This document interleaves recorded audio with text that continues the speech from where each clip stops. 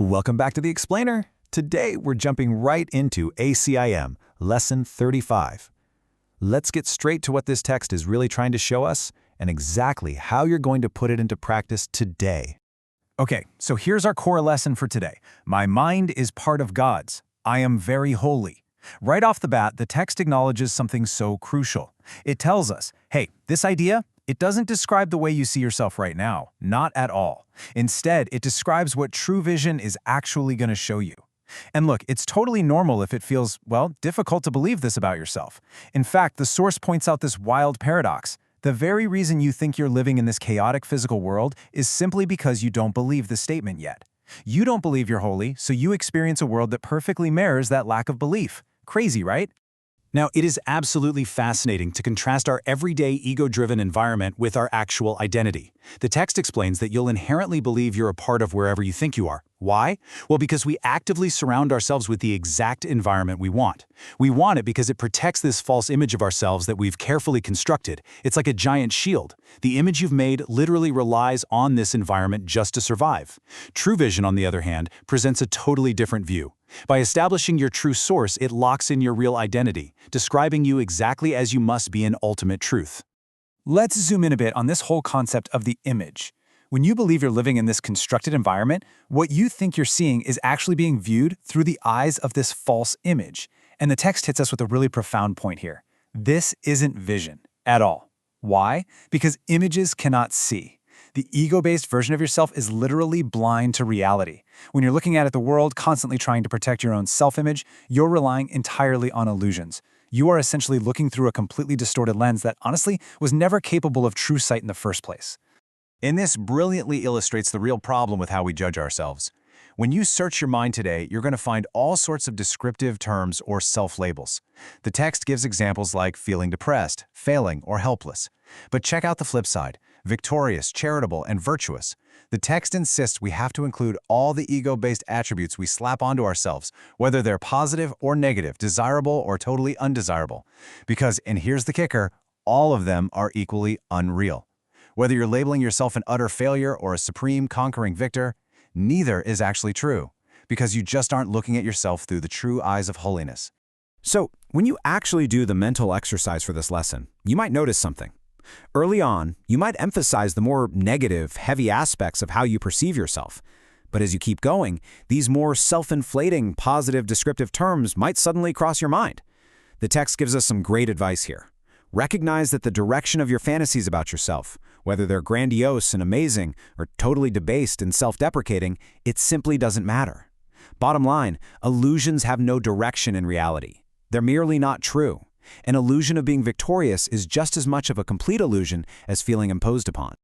Okay, so knowing that all our little self-labels are just illusions, how do we actually apply this totally different view of ourselves today? The text tells us we're going to use a somewhat different kind of application for this lesson. The emphasis today is 100% on the perceiver, that's you, rather than on what the perceiver is looking at.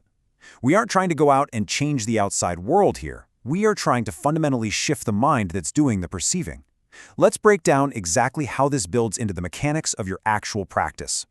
The source lays out a really specific step-by-step method for us today. You'll need to complete 3 practice periods, and each one is going to last 5 minutes. First, you just begin by repeating today's idea to yourself. Second, you close your eyes and really search your mind. Third, you identify specific situations or labels that bubble up. And finally, you apply today's phrase right to them. Think of it like a highly structured internal search and replace mission.